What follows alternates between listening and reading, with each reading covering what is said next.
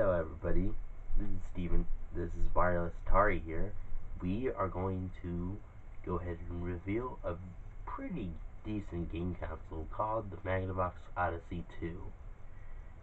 Now I'm going to read about it from this paper. I'm not going to be discreet or anything about rating because that's just stupid. Alright.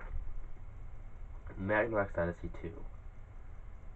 The Magnavox Odyssey², known in Europe as the Philips Videopack G7000, that's a weird name, in Brazil as the Philips Odyssey, and in the United States as Magnavox Odyssey² or just simply Philips Odyssey², and also by many other names. Finally getting to the point here, is a home video game console released in February of 1979. The introductory price of the Odyssey² was $179, which today would stand up to about $649.42. 2 million units were sold, which I guess isn't that bad. The Odyssey² used the standard joystick design of the 1970s and early 1980s. The original console had a moderately sized silver controller held in one hand, with a square housing for its 8-direction stick that was manipulated with the other hand. Later releases had a similar black controller with an 8-pointed star-shaped housing for its 8-direction joystick. In the upper corner of the joystick was a single action button, silver on the original controllers and red on the black controllers. The games, graphics, and packaging were designed by Ron Bradford and Steve Lenner. No third-party game appeared for the Odyssey² in the United States. That is, until a Magic's Demon Attack in 1983. Well, that's a bit of little history for you about it. Now let's get to the hardware itself, and let's play some of the games. Let me turn this off. Hello everybody. I hope this works the way I have it set up. It's kind of messy right now, but this is what I'm gonna have to work with. So, this is my new hardware. I guess I could call it the hardware show-off area, because it's where I'm gonna be showing off all the hardware and the software for my console reviews. So first, we're in for a treat for you today, like I have already stated before. We got the Odyssey² right here, in this bookshelf over here. Now the controllers are hardwired on to the console, but this is what it looks like. It has a numeric keypad, or an alpha keypad, and also a numeric one as well. For some reason it's like a calculator or some sort of computer on this thing or something. And then the cartridge slot's right here, and the power button is in there. Logo's right there. Some venting going on in the back. And I don't know why this is here, but anyways. There's nothing really much to the console. In fact, that's pretty much all. Then we have the controllers, which kind of looks like the Atari 2600 controllers, if you ask me. Of course, they can move in 8 directions. Wait, let me count. 1, 2, 3, 4, 5, 6, 7, 8. Yes. 1, 2, 3, 4, 8. Yes, 8. But instead of 4. But still, I think that's pretty cool. And it has the action button on the right here. And yeah, it pretty much resembles it, only you can't take out the controllers. They're hardwired to the console. And it comes with 2 of them, so that's nice of them. Now, I guess the other thing, 2 things I can mention about it before we get to the games, is the AC adapter, which weighs a ton, just for this little tiny thing. It's a Magnavox AC adapter. Now, I'm not sure if you could use this one with the original Odyssey, because this is actually the sequel to the original Odyssey. Obviously, it's the Odyssey 2. But the original Odyssey was the first video game console ever to be made, not just the first Odyssey. It was the first one ever made. Anyway, this is the AC adapter. It's pretty heavy for one hand, anyways. Then we have the switcher, which is this dull, tannish box with these devil's pitchforks at the end, and the switcher in the there. And I guess you would take your coaxial wire, your TV input wire, which I have like that with the twisty or whatever, and you take your coaxial or whatever and just plug it in. There you go. I'm gonna take that out because I never use those things anyway. They're a pain in the ass. Anyways, here's the games. These are what the games look like. Kind of a strange design because they have the handles, but it's really hard. If you were here right now, I would say go ahead, try and take this out without using the handle. It's like I'm actually struggling to do it right now. I'm surprised I even got it out. So therefore, that handle, it has an extra grip in it. As you can see, it was much easier to take out. And the manuals look like this, just regular manuals. They're a little smaller than the Atari manuals. This is called Freedom Fighters, this game, I think. Unless that's Pickaxe Pete. No, that's Freedom Fighters.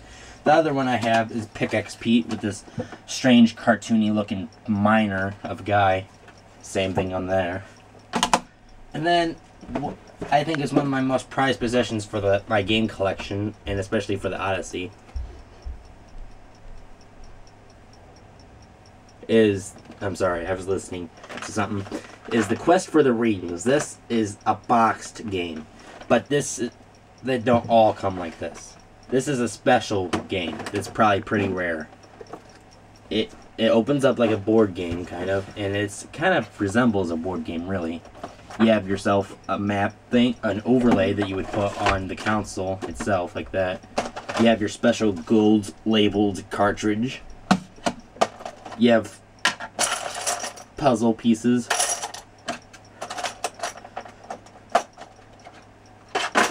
You have a special gold big giant manual. And then you got yourself, oopsie.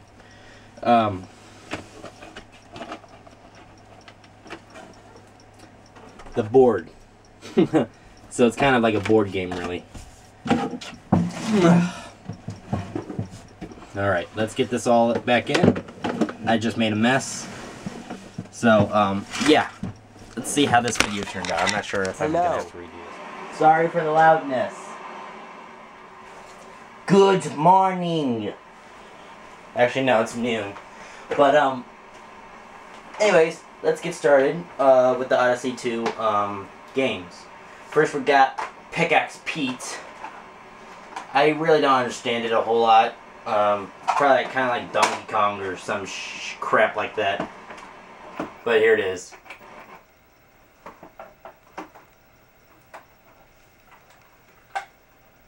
Hold on a minute.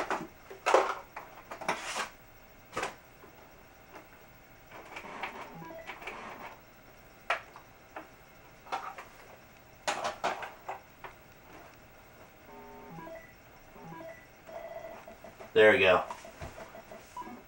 It's something. It's something. I don't know what it's really what it's all about.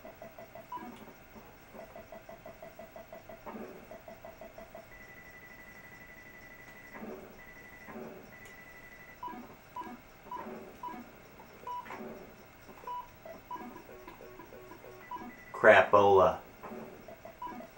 Anyway, I'll just play a couple games of this, and I don't know really what it's about. Other than you're mining your way through, I guess.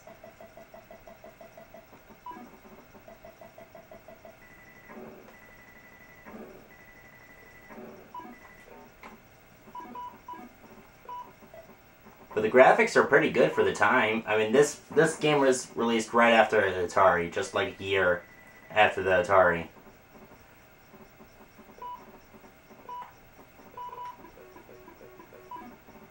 So yeah, there's really nothing much to this game. Only there's I don't know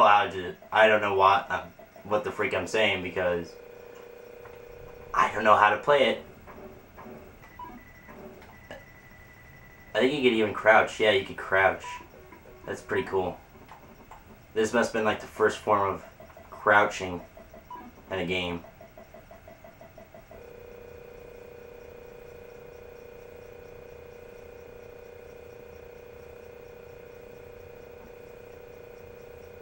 What am I doing?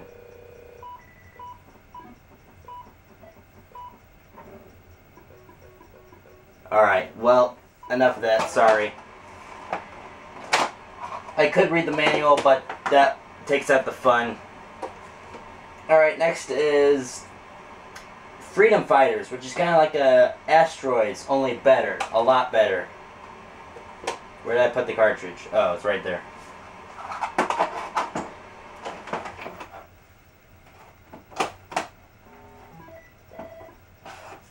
Yeah, see, look. And you have your laser blasts and everything. Explosions are better than just disappearing blocks. You can actually hold the red action button and it'll shoot for you. And also, unlimited lives. Yes. And you keep your high score. Not after the system's turned off or after the cartridge is ejected or whatever. But still, I think this is a really good game for the Odyssey 2. Can't say the same for the next one. I'm sure the next one that we're about to play is actually a good game, but I don't know how to play it either. Ooh, 30. That's the highest one I've ever gotten on this game.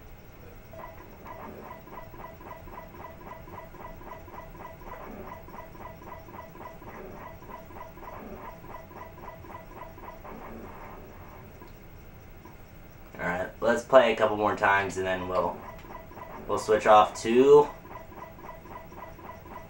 I just exploded when I looked back. I was looking over. Quest for the Rings is what we're gonna play next. Oh my god, I shot it. That's the thing, the laser blasts, you have to be precise. Even though they're larger than what you're shooting most of the time. You gotta be still pretty precise. But I like this game a lot. I think it's really good. Alright. Next game is Static. No, I'm just kidding. I'm just trying to situate the freaking camera. Freaking bastard. Okay, whatever. You don't really need to see a whole lot. Anyways, Quest for the Rings. Golden cartridge and everything. Not really golden, but... Alright, so what do you get? This thing, you gotta use both remotes. And I guess there's an overlay for it, as I've mentioned when I showed you the hardware. And you just pick stuff. So I'm gonna pick the dungeons. Oh, it's this. This takes a while. This is kind of a cool sequence, though. Ludicrous speed, go! But you move so slow. Oh my god. How do you... Go up. Oh, you have like a lightsaber.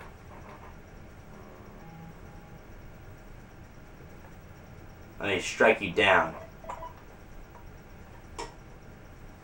So freaking slow.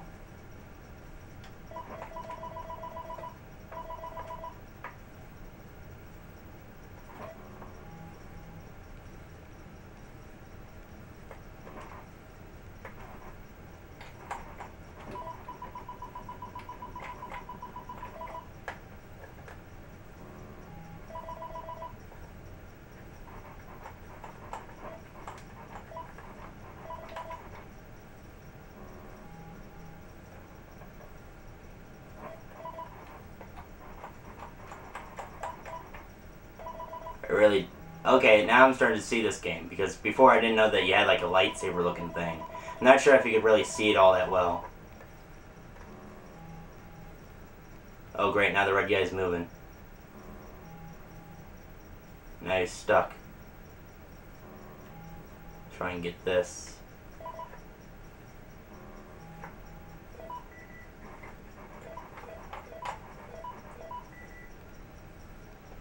Alright, well, I don't really know what this is all about. So, yeah.